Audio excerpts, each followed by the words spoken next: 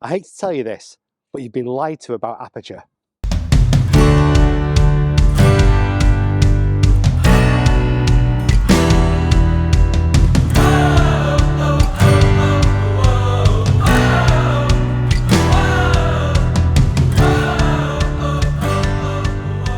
Hi, my name is Rich Dyson from Edinburgh Photography Workshop, and this is Coffee Break Photography. Last week I discussed the basics of exposure. We looked at ISO, shutter speed and aperture and their effects on photos. In that video I also told one of the biggest lies that new photographers are taught. If you remember, I showed how a large aperture, that's a low f number, led to a shallow or small depth of field and vice versa. A small aperture with a large f number gives us a large or a wide depth of field. The fact that I could show two photos proving this happens seems to confirm that the depth of field of a photograph is influenced by the camera's aperture. Most of the time, we are only taught the partial truth about depth of field. Let's look at a setup similar to that used during my switch to manual sessions. I'm going to shoot this street sign with an aperture of f3.5. The zoom is at the widest angle, which is 24mm on this lens, and I stand about 30cm from the first letter on the street sign, which is where I'm focusing. You can see that the first letter is acceptably sharp, and the sign blurs the further away it is from the focus point. I'll prove again that changing the aperture to f14 affects the field depth.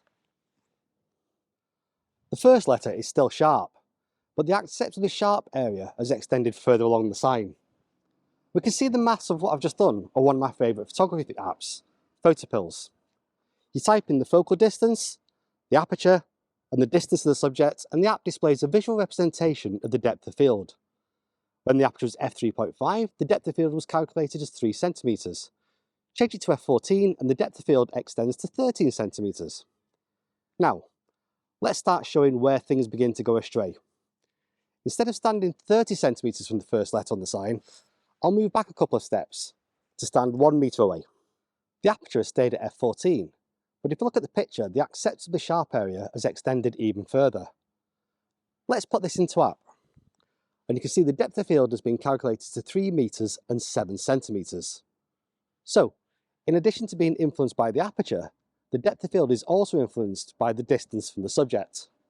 The closer we are to the subject, the shallower the depth of field. Conversely, the further from the subject, the greater the depth of field. And that isn't the only influence. This time I will stay standing a metre away from the subject and still use an f14 aperture. However, instead of keeping the zoom at 24mm, I'll zoom into 70mm. Let's look at the photo before we see how the app reacts. The depth of field has almost returned to the area covered in the second shot. And now let's look at this in the app. And you can see that by zooming in, the depth of field has reduced again, this time back to 16cm. In addition to aperture and distance, the depth of field is also influenced by the zoom used. The wider the focal distance, the wider the depth of field. And as we zoom in on the lens, the depth of field is narrower. With this knowledge, I'll show you how big the lie of depth of field is. I'm in Leith, shooting across the water from the newly reopened Victoria Swing Bridge.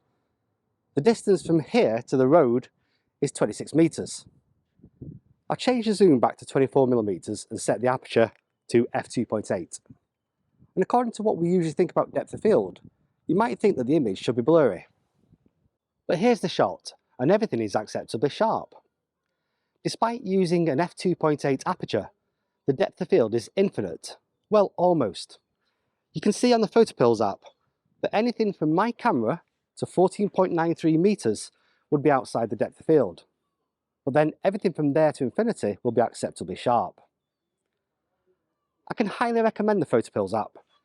It's got some other great features, but trying out different focal distance, aperture and zoom combinations is really going to help improve your photography. If you've enjoyed this video, it would be great if you could like it and share it by clicking on the thumbs up button below the video. That way, a few more people will get to see it. You can also subscribe to the channel by clicking on this button here. I send out a monthly newsletter to my subscribers with news about photography and exclusive offers.